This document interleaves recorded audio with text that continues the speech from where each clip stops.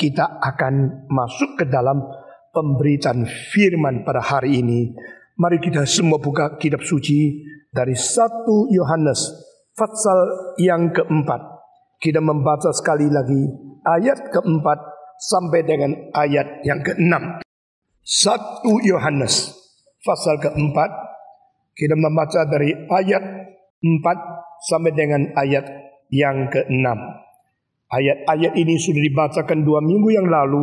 Kita mengulangi sekali lagi. Pasal 4 ayat yang keempat sampai dengan ayat yang keenam. Semua 1, 2, 3. Kamu berasal dari Allah, anak-anakku, dan kamu telah mengalahkan nabi-nabi palsu itu.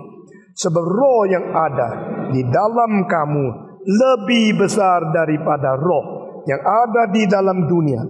Mereka berasal dari dunia, sebab itu mereka berbicara tentang hal-hal duniawi, dan dunia mendengarkan mereka. Kami berasal dari Allah. Barang siapa mengenal Allah, ia mendengarkan kami. Barang siapa tidak berasal dari Allah, ia tidak mendengarkan kami. Itulah tandanya roh kebenaran dan roh yang menyesatkan. Kita berdoa sekali lagi. Kiranya Tuhan sekarang juga membuka hati kami, mencerdaskan pikiran kami, mencelik mata rohani kami, dan membuka keinginan kami untuk aus dan rasa lapar menuntut firman Tuhan yang hidup.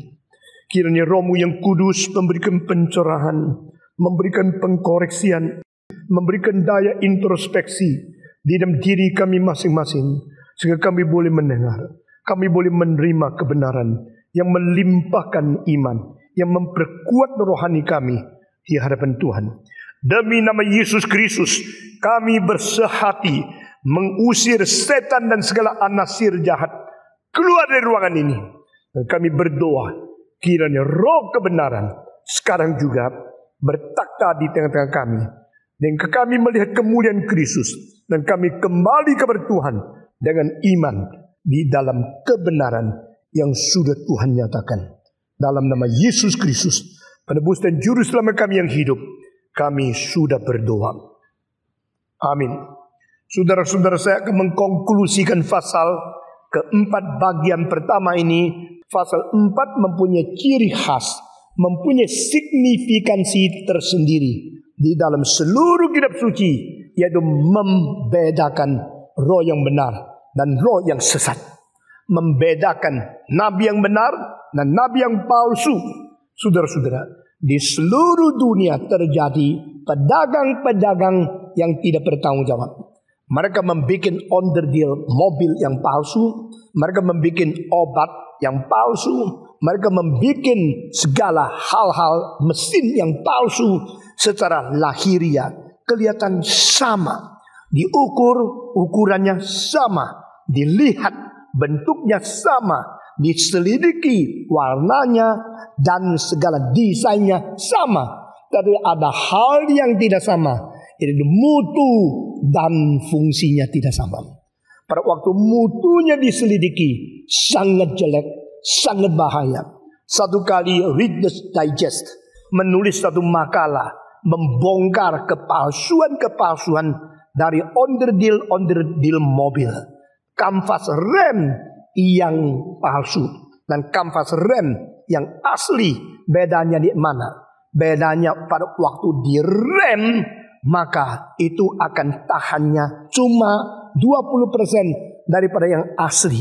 Sehingga kalau sudah dia kira masih kuat, dia rem, jalan terus dan tabrak. Itu kebahayaan. Untuk membunuh yang setir itu adalah lebih dari 60% orang yang mengemudi.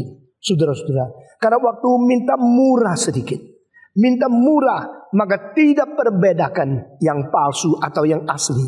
Terima rem, kampas rem mobil yang palsu, dipasang di mobilnya, lalu mobil dijual dengan modal lebih murah. Mobil yang bekas diterima, ini lebih murah, saya senang. Tapi di dalamnya banyak palsu. Akhirnya pada saat tabrakan, orang yang pakai onderdil palsu lebih gampang mati. Saudara-saudara sekalian, demikian di dalam obat-obatan, banyak obat yang palsu. Kelihatan seperti satu botol kecil, kok bisa jual 50.000? Enak sekali ya. Maka coba bikin yang warna sama, bikin yang kelihatan bau sama, masuk di botol yang desainnya sama, dengan segala sesuatu kelihatan sama. Nah, orang minum dengan iman, ini akan menyembuhkan. Padahal itu adalah barang yang beracun. Itu adalah hal yang bukan mempunyai fungsi dan mutu aslinya. Akibatnya penyakit bukan saja tidak disembuhkan, makin lama makin parah, sehingga menunda waktu, sehingga kesempatan disembuhkan begitu hilang dan dia tidak lama lagi meninggal dunia. Saudara-saudara, orang yang membuat barang palsu demi uang, itu motivasinya adalah egoisme, motivasinya adalah kaya.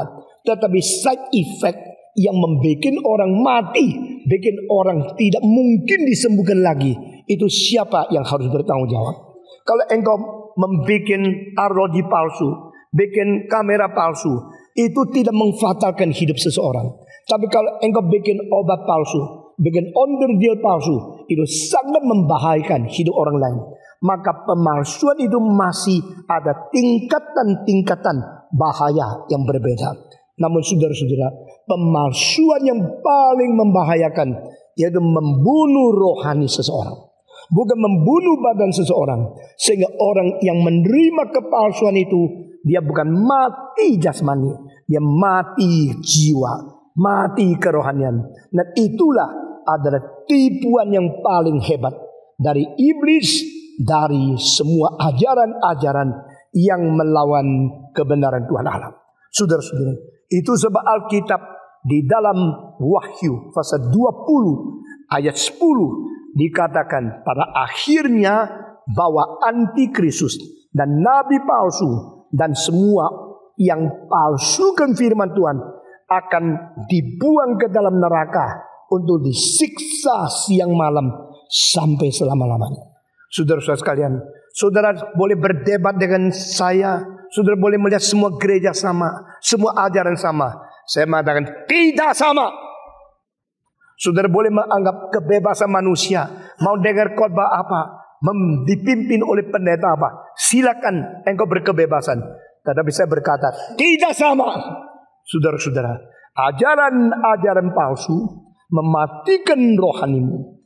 Nabi-nabi palsu membinasakan imanmu. Semua daripada tipu-tipuan rohani yang engkau tidak sadar berapa banyak pengaruhnya, hanya karena engkau terpengaruh dengan fenomena yang kelihatan bagus, fenomena yang kelihatan enak, perasaan yang rasa nikmat.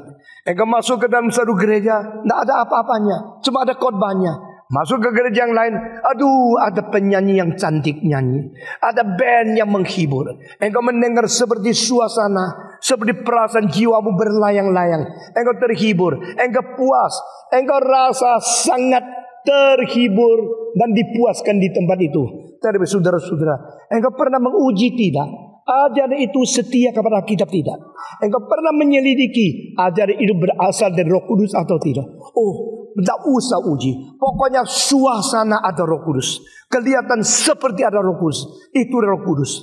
Alkitab mengatakan dengan jelas, bedakan dan jangan percaya segala roh. Roh kebenaran itu Roh Kudus. Roh bukan Roh Kudus tidak memberitakan kebenaran.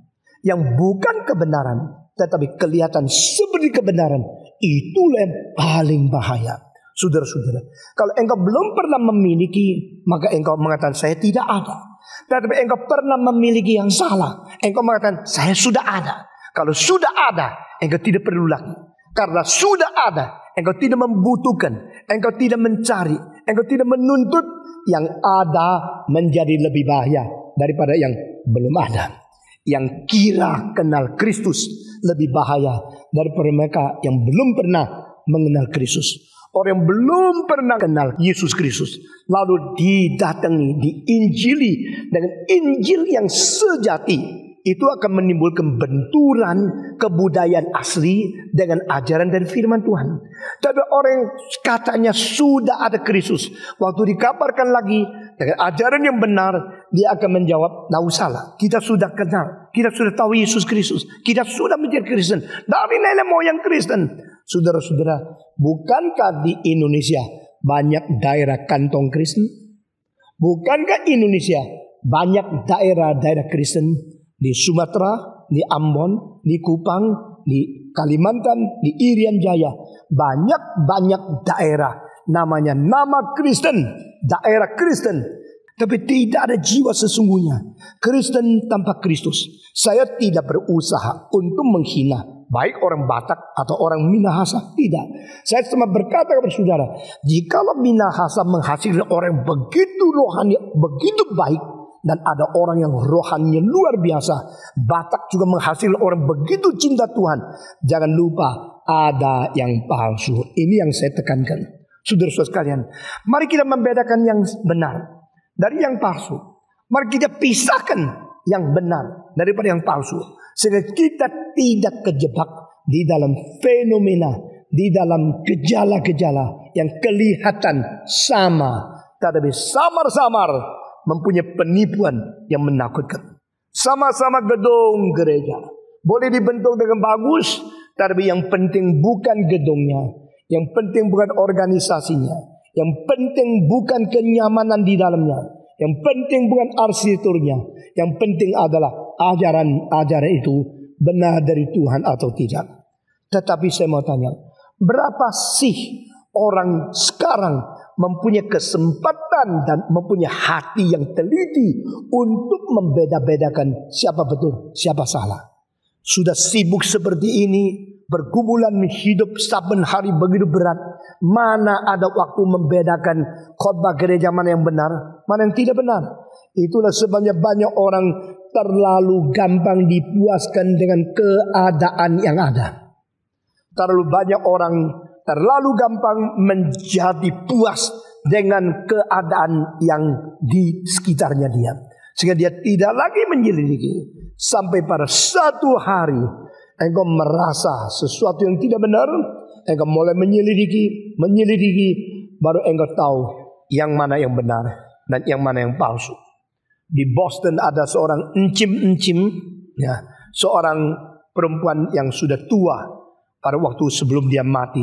Dia berkata kepada seorang pendeta yang kenal saya dengan baik, Maury Lee. Dia mengatakan, "Reverend Maury Lee, saya sekarang sudah tua. Saya mau meninggal dunia. Saya sudah sakit parah. Dan gedung gereja akan dibangun. Sekarang saya tidak ada uang apa untuk menyerahkan. Saya serahkan satu antik yang sudah 2 generasi. Diturunkan dari nenek saya, lalu kepada papa saya, sekarang di tangan saya. Sekarang saya serahkan antik ini untuk dijual mahal, dapat uang untuk persembahan gedung gereja." Tidak lama kemudian dia mati. Waktu dia keluarkan barang itu, dia hati-hati sekali. Ini antik dan ini adalah barang mahal luar biasa. Maka dia keluarkan, kasih pendeta. Pendeta itu ketakutan, pegang antik kalau pecah dosanya besar. Dia baik-baik simpan di satu tempat untuk membangun gereja. Dan akhirnya dia panggil ahli datang melihat kira-kira bisa jual berapa. Orang itu sudah meninggal dan mereka pakai ahli. Ahli ini lihat kok seperti asli tapi sedikit meragukan. Maka panggil yang lebih ahli lagi. Yang lebih ahli lihat boleh juga ini ya, tapi juga meragukan. Panggil yang lebih ahli lagi. Akhirnya yang paling ahli datang, mengatakan ini kira-kira harganya $7. Saudara-saudara, orang tua yang mati kira itu $700.000. Karena itu antik yang berharga sekali. Tetapi yang paling ahli mengatakan ini kira-kira $7. Ini dipalsukan kira-kira 60 tahun yang lalu. Dan waktu itu ada seorang namanya ini dan ini. Dia mempelajari bagaimana meniru antik. Dan dia bikin seperti ini. Sekarang kalau dapat sudah harganya kira-kira $7. Pendeta ini hampir semaput. Saudara-saudara, dia kira mendapatkan persembahan yang bernilai sekali. Akhirnya cuma $7. Majelis-majelis semua gelengkan kepala. Dan semua orang dikecewakan. Dan barang itu akhirnya dijual. Memang tidak ada orang mau. Tidak ada artinya. Karena apa? Itu memang palsu. Tetapi ada keyakinan dari seorang yang setia kepada dia. Ini antik. Ini ratusan ribu dolar. Ini betul-betul bernilai. Dan kepercayaan itu bikin dia hati-hati jaga antik selama 50 tahun. Bikin dia ketakutan dicuri orang. Ganti kunci berapa puluh kali. Lebih dari 70 dolar. Akhirnya antik itu tidak bernilai. Saudara-saudara, dengan cara inikah engkau mencintai ajaran yang palsu? Banyak orang tidak berani meninggalkan gerejanya. Karena apa? Ada pelayanan di situ. Di situ saya diangkat menjadi majelis. Saya sangat dihargai. Maka aku tidak berani meninggalkan. Meskipun saya tahu ajarannya tidak beres. Saudara-saudara sekalian, seorang di luar negeri, saya bilang, kamu ikut kebaktian di Reform, tapi nyonyamu tidak mau ikut di sini. Dan anak-anakmu semua berada di gereja yang tidak beres. Saya tahu ajarannya tidak beres. Saya tidak mengundang dia datang, tapi you pikir sendiri. Dia mengatakan, tidak apa-apa. Anak perempuan saya semua di gereja itu. Besok dapatnya menantu semua Reform. Jadi pentingnya anak saya itu besok itu bisa menikah sama orang Reform. Maka keluarga kita tetap ada orang-orang Reform. Itu paling penting. Sekarang mereka tidak mau di sini, tidak apa-apa. Ajaran tidak karuan, tidak apa-apa. Tidak apa-apa, tidak apa-apa. Saya mengatakan tidak. Kalau orang Reform menikah dengan orang deform. Kalau orang Reform menikah dengan nyonya no form. Nanti keker tidak habis-habis. Itu tidak pernah ada tukar pikiran yang sungguh-sungguh antara suami dan istri. Dan waktu itu engkau kira engkau untung. Anak-anak saya dapat suami Reform, saya untung. Engkau tidak sadar, engkau merugikan orang Reform yang terus dirongrong oleh orang deform, orang no form, orang yang tidak ada form. Bagaimana dia pikir? Saudara-saudara sekalian, yang benar, benar. Yang salah, salah. Dan engkau harus membedakan yang benar di mana, yang salah di mana. Untuk tidak dirugikan secara rohani. Saudara-saudara, kalau tubuh makan obat salah, mungkin mati. Setelah mati, jiwanya tetap adalah jiwa di dalam tangan Tuhan. Tetapi ke jiwamu menerima ajaran yang salah, lalu rohanimu tidak pernah mendapat hidup yang sesungguhnya, lalu jiwamu mati, itu kematian yang sangat mengerikan. Saudara-saudara, mengapa Yesus menegur orang Farisi? Mengapa Yesus menegur ahli Taurat? Mengapa Yesus Kristus menegur semua pemimpin agama yang munafik dan yang pura-pura? Karena kepalsuan di dalam diri mereka yang mereka sama sekali tidak sadar. Saudara-saudara, dan saya 2 minggu yang lalu sudah mengatakan istilah kami di sini menarik. Karena Yohanes tidak mengatakan istilah kita. Di dalam bahasa Indonesia ada keindahan yang tidak ada pada bahasa Inggris dan bahasa Chinese. Saudara-saudara, di dalam bahasa Inggris we itu kita, we itu juga kami. Di dalam bahasa Chinese woman itu kita, woman itu juga kami. Tetapi di dalam bahasa Indonesia kita bukan kami, kami bukan kita. Kenapa bedakan ini? Saya tidak tahu. Siapa yang bikin bahasa itu pasti mempunyai intelektual yang tinggi luar biasa. Orang pertama yang membuat bahasa, dia menentukan arah kebudayaan dari satu bangsa dan berpengaruh sepanjang sejarah untuk ribuan tahun. Orang Tionghoa mengatakan pertama yang bikin huruf itu namanya Changji. Itu namanya Changji Zhao Zhi. Mr. Changji create the characters untuk kaligrafi dan bahasa Tionghoa. Siapa yang membuat bahasa Indonesia? Saya tidak tahu. Tapi orang itu di dalam hal ini pasti pintar luar biasa. Lebih pintar dari orang Inggris, lebih pintar dari orang Chinese. Karena dia bisa membedakan kami dan kita. Nah saudara-saudara, banyak orang sampai hari ini masih belum tahu bedanya kami dan kita. Sehingga di dalam doa selalu pakai istilah yang salah. Bolehkah saya mengatakan, Tuhan, aku bersyukur karena Tuhan sangat memberkati kita? Tidak bisa. Karena apa? Pemberkat itu tidak termasuk ke dalam yang diberkati. Tuhan memberkati kami, kami menerima berkat dari Tuhan. Kalau waktu mengatakan kita, berarti Tuhan ada di dalam istilah kita ini. Jadi Tuhan juga menerima berkat. Tidak bisa dong. Tuhan memberi berkat. Tuhan tidak termasuk orang menerima berkat. Jadi dia pemberi, kita penerima. Dia itu lepas daripada kami. Dia lepas. Dia adalah satu yang supra kami. Sehingga kita berarti memasukkan Allah ke dalam kelompok yang berdoa. Ini tidak benar. Yesus mengajar doa Bapa apa? Doa Bapa kami. Tuhan Yesus tidak mengatakan kalau engkau berdoa berkatalah begini, Bapa kita yang ada di surga. Bapa kita berarti Tuhan, lu ada Bapak, Bapakmu sama-sama Bapakku. Dari Bapaknya kita, itu siapa? Jadi itu Bapaknya Bapak, engkong. Jadi Yesus mengatakan, Bapa kami yang ada di surga. Kamu Bapak, kami anak. Engkau sama kami lain. Karena kami anak-anakmu. Dan engkau adalah Bapak kami. Bapak kami ada di surga. Tidak pakai Bapak kita yang ada di surga. Karena istilah kita meliputi yang menerima pembicaraan. Tetapi kami adalah orang yang terlepas daripada yang menerima pembicaraan. Ini jelas sekali. Nah saudara-saudara, istilah ini di dalam bahasa Indonesia begitu jelas. Sehingga waktu diterjemahkan di sini bukan bagi kita, bagi kami. Apa bedanya?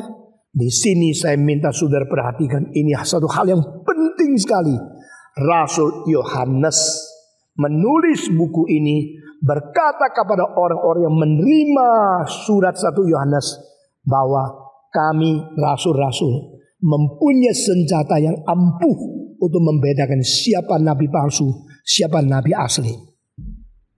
Istilah kami ini adalah hanya 11 orang, saudara-saudara. Dan kami ini termasuk orang-orang yang dipanggil Tuhan. Dan akhirnya ditambah lagi Paulus menjadi 12 untuk mengganti Yudas yang sudah tidak ada. Nah saudara-saudara, Yohanes, Petrus, Paulus, ya, ini Yakobus, lalu Andreas, Bartolomeo, dan itu Matius. Semua yang dipanggil Tuhan menjadi rasul ini, mereka yang menerima firman kebenaran Tuhan. Dan mereka sepakat, mereka semua satu kelompok. Dari sudut-sudut yang berbeda. Mereka mengutarakan pengajaran yang diterima dari Tuhan. Tapi mereka semua mempunyai sesuatu kekompakan. Mereka ada satu grup yang menerima wahyu. Yang menulis kitab suci. Dan yang menurunkan kebenaran. Dengar baik-baik. Mereka menerima wahyu langsung dari Tuhan. Mereka menulis kitab suci bersama-sama. Dan mereka menurunkan kebenaran ke dalam gereja dari zaman ke dalam zaman. Nah orang-orang ini menyebut diri mereka kami. Dia tidak pakai kita. Kalau penulis ini Yohanes mengatakan kita, berarti aku dan kamu. Aku yang menulis buku dan kamu yang menerima surat. Kita adalah satu kelompok orang. Dan penerima surat ini bukan saja zaman itu. Sekarang orang yang ada di Jakarta menjadi penerima surat 1 Yohanes atau tidak? Jawab. Jawab. Kita menerima bukan? Kita juga menerima kan? Maka saya khotbah kepada kamu. Kamu menerima juga surat ini. Saya sama kamu sama. Kita sama-sama menerima surat daripada Yohanes yang ditulis 1900 lebih tahun yang lalu. Saudara-saudara, jadi 1900 lebih tahun yang lalu ada seorang namanya Yohanes tulis surat kepada semua orang di dunia yang mempunyai kesempatan membaca surat ini. Dan dia menyebut dia sebagai kami, menyebut kita sebagai kamu. Kamu mendengar surat ini, kami menulis kepadamu. Jelas? Sekarang Kami itu bukan satu orang. Karena satu orang harus menyatakan aku. Aku tulis surat kepada kamu. Aku satu orang. Kamu mungkin satu orang. Mungkin banyak orang. Tapi kalau dia mengatakan kami, berarti sekelompok orang yang memihak dia, yang sejenis dengan dia, berbeda dengan yang menerima surat ini sebagai kelompok penerima yang dipisahkan. Saudara-saudara, maka di sini katakan kami tulis surat kepadamu, dan inilah satu senjata yang ampuh, inilah satu rahasia yang konkret, yaitu kami sudah membedakan siapakah nabi palsu dan siapakah nabi yang sejati. Dari mana tahu? Yohanes, tolong dong, kasih tahu sama kita caranya mengerti, caranya membisahkan, cara membedakan nabi palsu sama nabi yang asli bagaimana. Maka Yohanes mengatakan, barang siapa yang tidak terima ajaran kami, dia nabi palsu. Barang siapa yang keluar dari kami, dia nabi palsu. Dan tidak katakan keluar dari kita, bukan. Yohanes mengatakan yang keluar dari kami, yang tidak mendengarkan suara kami, yang tidak menerima ajaran kami, mereka nabi palsu.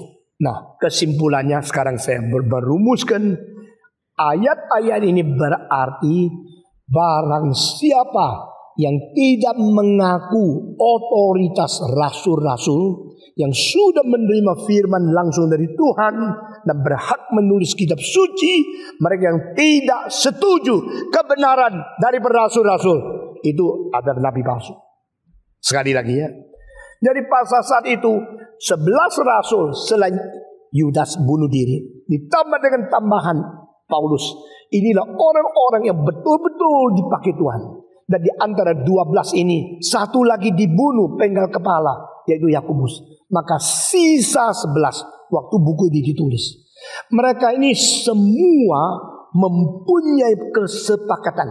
Untuk apa? Untuk menulis kebenaran, untuk menurunkan firman, untuk menyimpulkan pengwahyuan dari Tuhan Allah. Saudara-saudara, kalau Matias yang dipilih untuk menjadi pengganti Yudas digabungkan, dari mereka ada 12 rasul. Menurut sejarah, ada legenda yang mengatakan terakhir kali 12 orang ini kumpul karena ini terakhir kali. Mengapa terakhir kali? Mereka tidak boleh terus bersatu, tidak boleh terus berada di satu tempat. Mereka harus menjalankan makna yang ditunjuk oleh Tuhan di dalam amanat agung.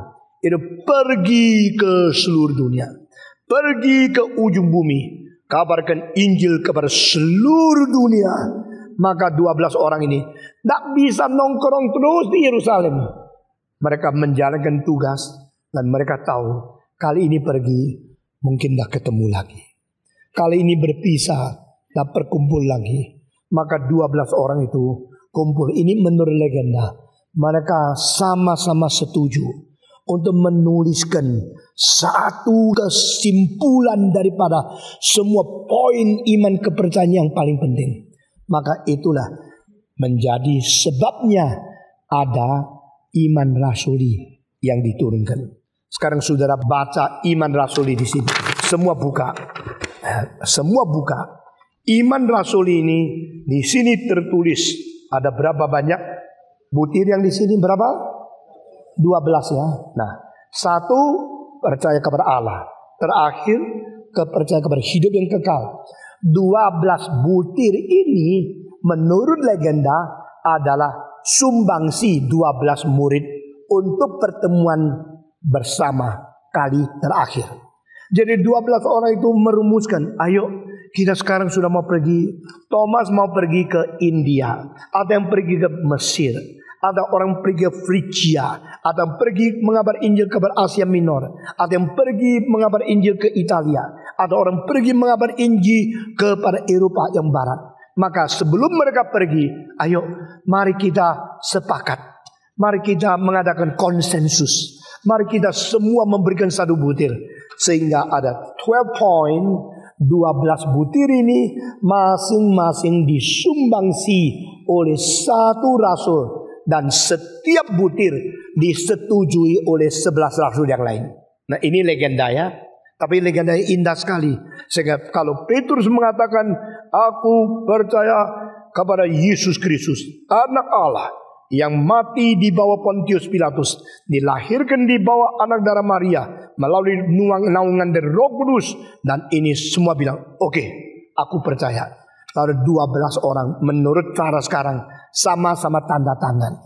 Ini menjadi iman rasuli. Saudara-saudara, apostolic faith berarti intinya ini. Ini terus turun sampai tahun 1901. Baru ada pemberontakan dari orang Pantekosta. Mereka mengatakan apostolic faith bukan ini. Apostolic faith ada 4 hal. Menyembuhkan, melakukan mujizat, dan berkarunia lidah, dan mereka mempunyai kuasa tanda ajaib. Nah, ini 4 hal dianggap apostolic faith. Tetapi 12 ini tidak menjadi penting. Sampai hari ini gereja di seluruh dunia di dalam kebaktiannya kebanyakan tidak membaca ini. Saya sangat heran. Saya pernah berkhotbah di salah satu gereja besar sekali di Amerika. Dan hari itu saya berkhotbah. Salah satu anak yang paling bakat daripada Billy Graham, anak perempuan itu ikut kebaktian di situ. Saudara-saudara. Nah, saya perhatikan 3 kali khotbah pagi itu di bahasa Inggris saya bicara tentang perfection of Christian faith. Nah, ini khotbah-khotbah 3 ini akhirnya dikejar-kejar oleh banyak sekolah teologi di Amerika dan dicari oleh Bob Jones University. Apa pendapat Stephen Tong mengenai perfection? Mereka ingin mengetahui. Nah, saudara-saudara, saya memperhatikan 3 kali kebaktian itu tidak membaca iman rasuli. Saya sangat sedih. Jadi saya minta sudah perhatikan, iman rasuli itu adalah kepercayaan yang diturunkan langsung oleh rasul. Dan rasul-rasul yang mengumpulkan dan menyimpulkan kepercayaan di dalam 12 butir ini. Sehingga ini menjadi tanda satu-satunya yang paling penting bagaimana menguji gereja itu asli atau tidak. Gereja yang tidak menurunkan dan tidak setia memelihara ajaran rasuli bukan gereja yang sejati. Tetapi selama kita mendirikan gereja reform dan kita mengaku kita orang reform, kita tidak boleh tidak membaca akan iman rasuli. Karena ini pengakuan kepercayaan yang kita menunjukkan kesetiaan kita kepada tradisi yang diturunkan dari ajaran rasul-rasul yang asli. Tadi saya mengatakan pertama kali ditolak dan dipindahkan yang disebut apostolic faith yang mengatakan mesti karunia lidah, mesti bisa mengusir setan, mesti bisa menyembuhkan, mesti bisa bertanda ajaib atau ada kuasa mujizat. Itu namanya apostolic faith.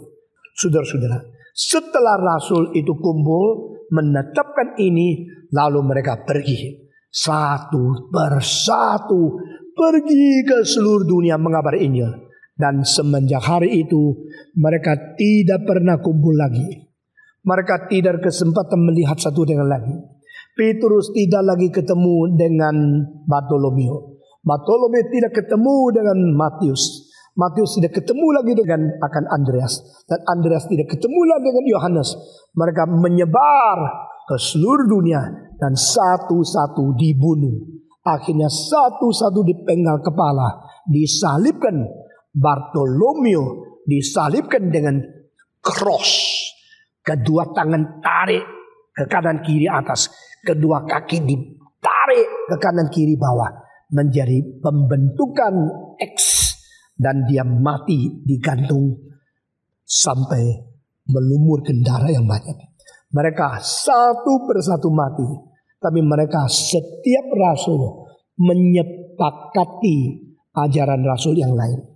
12 rasul semua bersumbangsi mengenai ajaran yang murni, dan semua setuju ajaran murni dari butir lain yang disumbangsi oleh rasul-rasul yang lain sampai mereka mati. Dan saudara-saudara, ini artinya kami Waktu Yohanes mengatakan mereka keluar dari kami, berarti mereka yang tidak setuju kelompok rasul ini, itu nabi palsu. Mereka palsukan, mereka tidak mau dengar kami. Kami ini bukan kita semua. Kami ini adalah kelompok rasul yang dipanggil Tuhan secara pribadi, secara sendiri, satu persatu, untuk memikul salib, menyangkal diri, mengikut Dia. Dan inilah kelompok eksklusif, kelompok yang menentukan iman kepercayaan orang Kristen dari zaman ke zaman. Ini satu kelompok eksklusif yang sendiri menerima wahyu dari Tuhan, menulis kebenaran dalam kitab suci, dan menurunkan iman sejati kepada setiap generasi. Saudara-saudara, ini artinya setelah mendengarkan penjelasan saya sampai di sini, kita membaca lagi, engkau langsung mengerti lebih mendalam. Kita buka lagi sekali 1 Yohanes pasal keempat. Kita membaca bersama-sama sekali lagi dari ayat 4 sampai dengan ayat yang ke-6. Semua membaca 1, 2, 3. Kamu berasal dari Allah, anak-anakku, dan kamu telah mengalahkan nabi-nabi palsu itu. Sebab roh yang ada di dalam kamu lebih besar daripada roh yang ada di dalam dunia. Mereka berasal dari dunia, sebab itu mereka berbicara tentang hal-hal duniawi, dan dunia mendengar mereka. Kami berasal dari Allah. Barang siapa mengenal Allah, dia mendengarkan kami. Barang siapa tidak berasal dari Allah, dia tidak mendengarkan kami. Itulah tandanya roh kebenaran dan roh yang menyesatkan. Sudah mengerti? Dan di sini istilah kami mempunyai signifikansi tersendiri. Saya kembalikan menunjukkan 3 poin yang penting. Pertama-tama, kamu dari Allah. Saudara-saudara, berarti apa? Yohanes mengatakan semua yang akhirnya taat kepada ajaran Rasul itu adalah orang-orang berasal dari Allah. Saudara jangan kira saudara berasal dari dirimu sendiri yang mau percaya. Nah, ini bukan ajaran Alkitab. Saya mau percaya karena saya mau.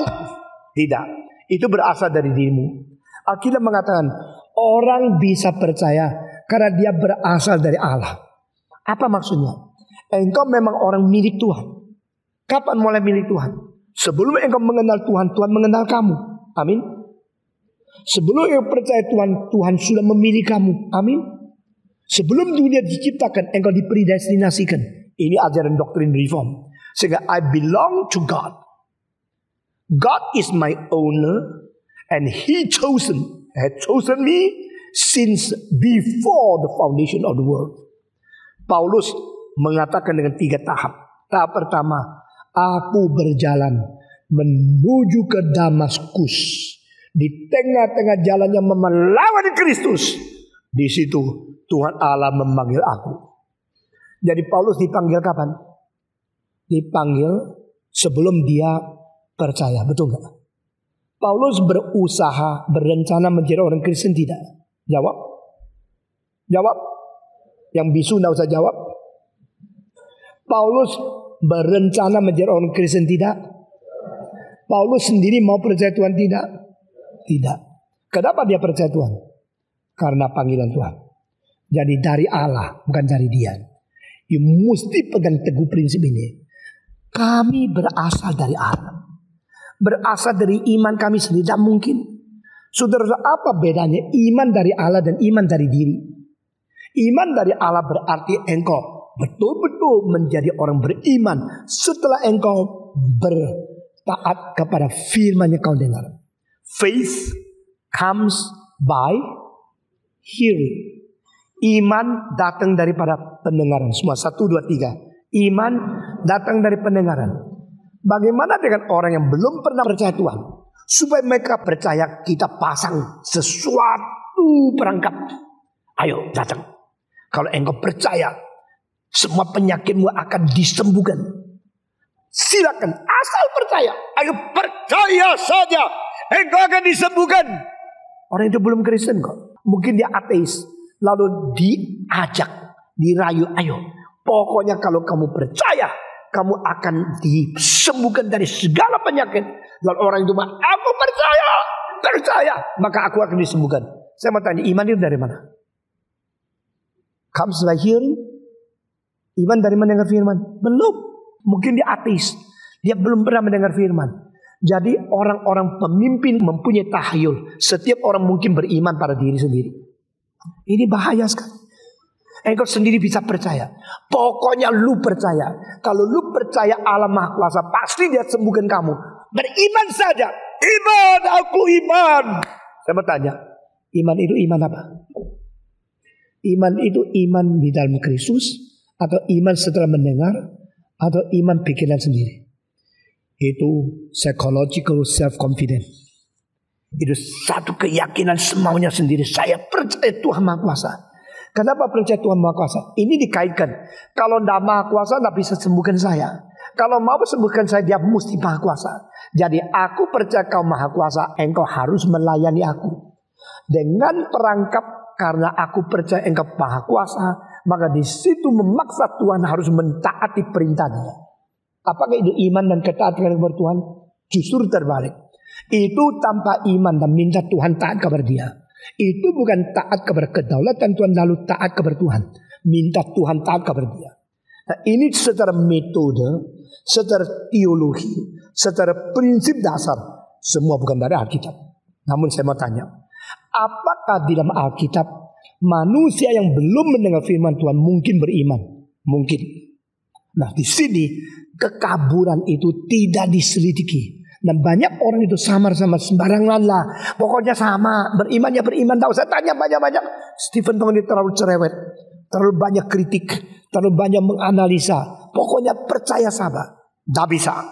Saudara-saudara sekalian, apakah orang yang belum pernah dengar firman bisa beriman? Bisa. Iman itu apa? Itu iman dari penanaman kebenaran yang paling fundamental oleh Tuhan sendiri. Tetapi iman itu adalah iman hanya percaya kepada keberadaan Allah dan anugerah Allah. Nah ini. Jadi kalau manusia mempunyai iman itu, maka dia percaya ada anugerah Tuhan Allah. Itu cukup. Tidak bisa. Karena pada waktu datang menerima berkat dari Tuhan itu, perlu pengertian yang dikoreksi oleh firman. Karena apa? Karena manusia itu memang adalah makhluk yang mungkin beriman. Tetapi mungkin beriman itu ada potensi yang sudah pernah dirusak oleh dosa. Sehingga manusia kalau menyatakan iman di hadapan Tuhan dengan kebolehan sendiri, itu pasti ada paksaan terhadap Tuhan. Pasti ada penyelewengan terhadap kebenaran. Itu sebab Yesus Kristus mengatakan, jika engkau merasa engkau bisa lihat, engkau sedang buta. Jika engkau mengatakan engkau buta, engkau akan dicelikkan mata rohanimu. Barang siapa yang hati nuraninya terbuka, dia akan melihat dan seluruh tubuh menjadi terang benderang. Barang siapa yang gelap di dalam hatinya, dia akan gelap selama-lamanya. Dan kegelapan itu alangkah besarnya. Lalu saudara-saudara, kegelapan, kebutaan di dalam hati itu bisa dimengerti seperti apa? Yaitu mereka yang tidak beriman. Saudara-saudara, di dalam 2 Korintus pasal 4 dan ayat ke-2 sampai 4. Di situ ada satu kalimat, orang-orang yang tidak beriman, hati nurani mereka sudah dibutakan oleh raja dunia ini. Nah saudara-saudara, sehingga mereka tidak akan melihat sampai Tuhan mencelikan.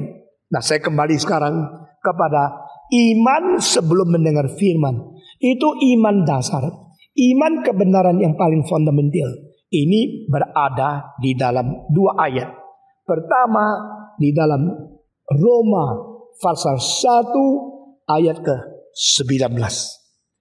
Tentang Allah, hal yang boleh diketahui oleh manusia sudah ditaruh di dalam hati manusia. Sehingga meskipun Allah tidak kelihatan, tetapi melalui ciptaan Dia di alam semesta, kita mengetahui bahwa Allah itu ada. Nah ini adalah belief in the existence of God. Dan ayat kedua itu di Ibrani pasal 11 ayat 6. Tanpa iman tidak ada orang diperkenankan oleh Allah.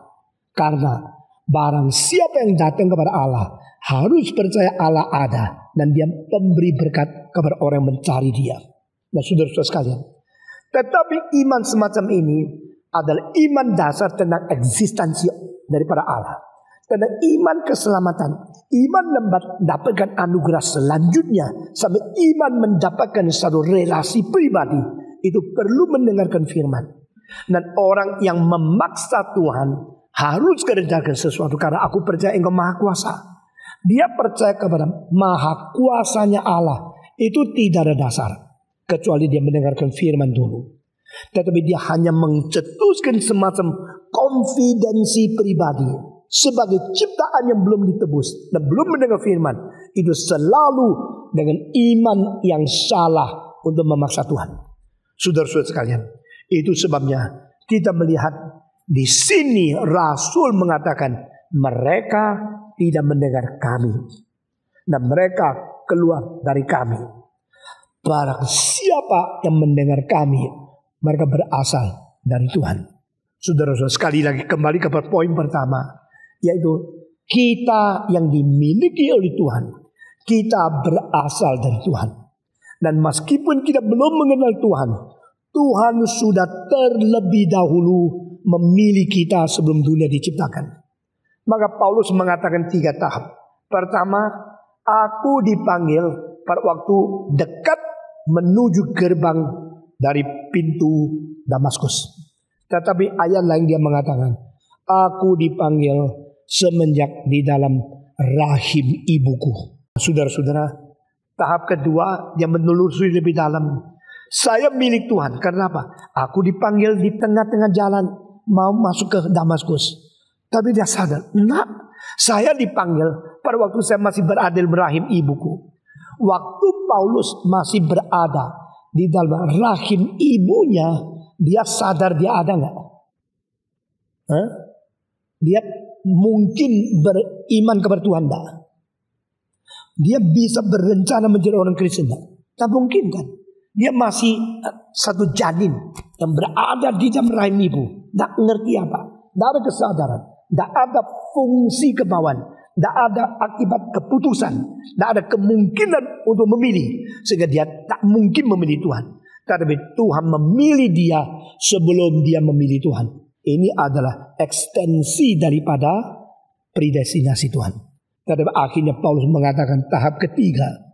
Sebelum dunia diciptakan, saya dipilih. Nah, ini tahap 3 ya. Sebelum dunia diciptakan, dia dipilih. Dan waktu di dalam rahim ibu, dia dipilih. Dan terakhir, di dalam jalan menuju kepada Damaskus, dia dipilih. Ketiga ini, mana lebih dulu, mana lebih belakang? Jawab. Mana lebih dulu? Sebelum dunia diciptakan. Dan engkau mengatakan, saya menjadi orang Kristen karena saya percaya. Saya bisa disembuhkan karena saya beriman. Saya menjadi rasul karena saya memilih Tuhan. Itu bukan ajaran Alkitab. Engkau berasal dari Tuhan. Bukan karena engkau menjadi sumber. Engkau menjadi inisiator. Engkau menjadi milik Tuhan. Karena Tuhan berencana untuk memilih engkau. Amin. Sebelum dunia dicipta. Sebelum engkau dilahir. Sebelum engkau mau mengenal dia. Engkau belum pernah rencana. Engkau tak mungkin ingin. Dan tak mungkin engkau menerima Tuhan. Saat engkau belum mengerti. Belum sadar. Belum lahir. Belum diciptakan. Tuhan sudah memilih engkau. Ini ajaran doktrin yang begitu berbeda dengan banyak gereja yang lain. Saudara-saudara sekalian. Dan di sini poin pertama. Maka Yohanes berkata. Kamu berasal dari Tuhan Allah. Semua. Aku berasal dari Tuhan Allah. Berarti tidak ada yang dipegangkan. Tidak ada unsur dari engkau. Iman bukan satu confident pribadi dalam psikologi. Iman bukan satu inisiatif dari saya. Ini adalah akibatnya Tuhan yang mencipta, memilih, memberi anugerah, memberi kesempatan engkau dengar Injil. Akhirnya engkau beriman ketaatan kepada dia. Ini pertama. Kedua, karena engkau berasal dari Tuhan, maka Tuhan akhirnya menaruh sesuatu roh di dalam hatimu. Ini sesuai dengan pasal 3 ayat akhir. Di dalam pasal 3 ayat akhir dikatakan, Kami mengetahui bahwa kami adalah lidah Allah ada di dalam kita, yaitu Roh yang telah Dia karuniakan kepada kita. Ini bukan bagi kami ya, bagi kita. We together, I, you, all together. I as an apostle John and you as all the receiver of this epistle. Aku sebagai Rasul Yohanes, kamu sebagai semua penerima surat. Kita semua ini tahu kalau Allah ada di kita karena Roh yang diberikan kepada kita. Nah, berasal dari Tuhan, akhirnya orang milik Tuhan diberi Roh Allah. Semua 1, 2, 3. Orang milik Tuhan diberi Roh Allah. Sesuai dengan Roma pasal 8 ayat 9. Barang siapa tidak mempunyai Roh Kristus, bukan milik Kristus. Saudara boleh menjadi anggota gereja, saudara boleh menjadi anggota majelis, saudara boleh menjadi anggota daripada seluruh gereja yang terbesar, terpenting. Tapi kalau engkau tidak ada Roh Kristus dalam hatimu, engkau bukan milik Kristus. Kalau engkau berasal dari Allah, akhirnya engkau akan menerima Roh yang berasal dari Allah juga. The Holy Spirit indwell within us. Holy Spirit is now within us, dwelling within our heart. And I believe, and I know, I realize, I conscious, I belong to God. Aku sekarang sadar, aku insyaf, aku mengalami, aku milik Tuhan. Karena apa? Sebelum dunia diciptakan, Dia memilih aku. Tetapi pengalaman, sekarang aku memiliki Roh yang ada di dalam saya. Dan sekarang poin kedua, Roh yang ada di dalam dirimu itu berapa besar? Roh yang diberikan ke dalam setiap hati orang yang dimiliki oleh Tuhan lebih besar dari roh yang ada di dunia. Jadi saudara, tidak usah takut. Engkau di dunia ini minoritas, tidak apa-apa. Engkau Kristen di Indonesia minoritas, tidak apa-apa. Ini harus dibuka suara besar-besar untuk nasional dan internasional ikut menginspeksi hukum di Indonesia. Lalu pusat pengkajian harus berbicara. Saudara-saudara sekalian, inilah orang baik seperti Yohanes Pembaptis dipenggak kepala. Orang jahat seperti Herodes boleh baik-baik. Kenapa? Karena tidak beres. Karena hukum tidak adil. Karena mayoritas minoritas tidak mempunyai hak yang sama. Negara yang tidak bisa membela kaum minoritas bukan negara yang agung. Pemerintah yang tidak bisa menjaga hak asasi manusia minoritas adalah pemerintah yang tidak melakukan keadilan. Saudara-saudara, kita harus berjuang terus-menerus. Nah, poin yang kedua, kalau engkau berasal dari Allah, pasti ada Roh Allah di dalam hatimu. Nah, roh ini berapa besar tahu? Roh ini lebih besar dari roh yang ada di dunia. Roh yang ada di dalam kita lebih besar dari roh yang ada di dalam dunia. Semua. 1, 2, 3. Roh yang berada di dalam kita lebih besar dari roh yang ada di dunia. Sehingga engkau tidak usah takut. Kalau dunia kacau, tidak apa-apa. Di dalam diriku ada roh yang lebih besar dari roh itu. Jadi kalau dunia itu tidak beres, tidak apa-apa. Di dalam diriku ada roh yang lebih besar dari roh di dunia. Jikalau di dalam dunia tidak ada cahaya, tidak apa-apa. Roh yang ada di dalam diri saya mempunyai cahaya yang lebih besar dari roh ada di dunia. Sehingga demikian orang Kristen mempunyai kestabilan hidup, mempunyai fondasi yang tidak mungkin digoncangkan, mempunyai keteguhan iman yang tidak mungkin dirampas oleh siapapun. Saudara-saudara, Yesus Kristus berkata kepada murid-muridnya, "Hei, kau kelompok yang kecil." Bahasa Inggris, "Ye little flock." Kecil, minoritas. "Be not afraid, because I am with you." Saudara-saudara, kau kelompok yang kecil, kau minoritas, kau satu grup yang begitu mini, begitu kecil. Jangan takut, aku menyertai engkau. Saudara tahu tidak, Roh Kudus di dalam hati kita itu roh paling besar di alam semesta. Jadi Roh Kudus telah ditafsirkan oleh orang-orang pokoknya biak itu Roh Kudus. Itu penyelewengan Alkitab. Tetapi karena gereja yang begini bisa bertumbuh, banyak pendeta yang tidak belajar, tidak berani ngomong, membiarkan setan bekerja terus. Selama saya hidup, saya tidak akan berkompromi. Saya memimpin gerakan reform dengan sungguh-sungguh gigih dan sungguh-sungguh berani membedakan yang benar dan tidak benar, dan tidak berjalan. Kembalikan gereja setia kepada firman Tuhan. Saudara-saudara, tahu tidak, Roh Kudus yang ada di dalam diri kita ada roh terbesar di dalam seluruh alam semesta.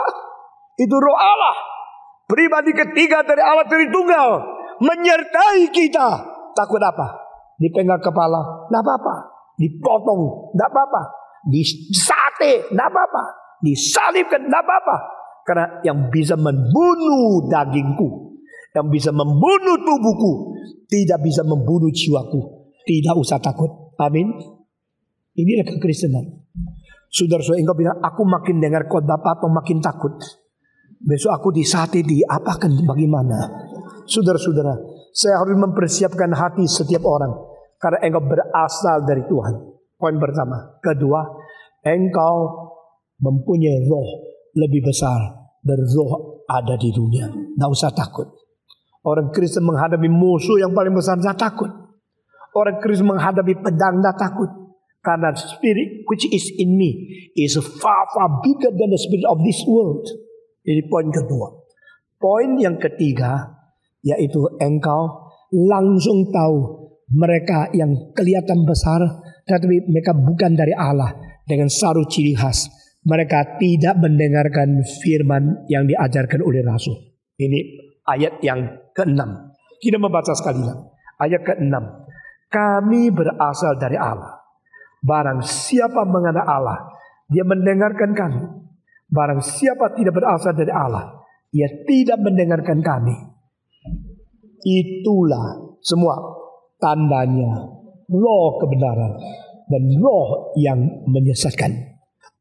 Siapa menyesatkan? Mereka yang tidak dengar Rasul. Mereka menyeleweng dari ajaran Rasul.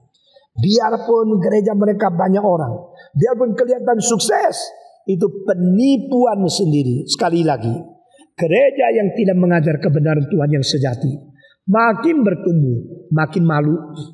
Makin banyak anggota, makin menyatakan kebodohan diri sendiri. Karena mereka berusaha mengumpulkan ribuan orang, lalu menyumbat kuping mereka tidak mendengar firman Tuhan. Lalu mereka menipu diri, kita telah ada Roh Kudus, padahal bukan roh asli. Kita telah ada kebenaran yang tidak cocok dengan Rasul. Kita telah ada tafsir Alkitab yang menyeleweng dari firman. Sehingga makin banyak, makin besar, makin tumbuh, makin sukses, makin mempermalukan. Dan pada satu hari mendadak aniaya datang. Yang paling cepat kolaps ada gereja yang bertumbuh di atas pasir seperti itu. Saudara-saudara, dan saya harus mempersiapkan hatimu untuk menjadi orang yang sungguh-sungguh sesuai dengan statusmu, berasal dari Allah, mempunyai roh yang paling besar, dan engkau harus taat kepada firman Tuhan sehingga menjadi gereja yang memperkenan di mata Tuhan. Hari ini saya simpulkan semua tentang bedanya roh benar dan roh salah di dalam khotbah ini. Sesuai itu, semua yang disebut kami menerima ajaran dan Rasul, kita semua kaum pilihan harus hidup di dalam cinta kasih untuk membuktikan kita sesungguhnya. Sudah melihat mereka palsu, bagaimana membuktikan kita sesungguhnya? Maka bagian kedua dari fase 4 menjadi bagian paling penting mengenai hidup mengasihi satu dengan lain. Mari kita berdoa. Bapa di dalam surga, kami berterima kasih. Pada pagi ini Engkau membangunkan kami, Engkau memimpin kami, Engkau menenangkan kami, Engkau memberikan pencerahan daripada sinar cahaya kebenaran ke dalam hati kami, dan Engkau membawa kami kembali mengenal Engkau, mengetahui diri kami berasal dari Tuhan. Dan Tuhan begitu besar anugerah, memberikan roh yang terbesar di dalam hati kami, memeteraikan, memimpin, membawa kami masuk ke dalam kebenaran. Dan kami boleh membedakan siapakah nabi palsu, siapakah nabi yang asli, yaitu mereka yang menerima ajaran yang berasal daripada para rasul. Dengar doa kami Tuhan, beri kekuatan kepada kami untuk membeda-bedakan, untuk mengerti siapa dari Tuhan, Dan kami boleh bersekutu hanya di dalam cinta kasih terhadap mereka yang Tuhan pilih. Dengar doa kami Tuhan, dalam nama Yesus Kristus, penebus dan juru selamat kami yang hidup. Kami sudah berdoa. Amin.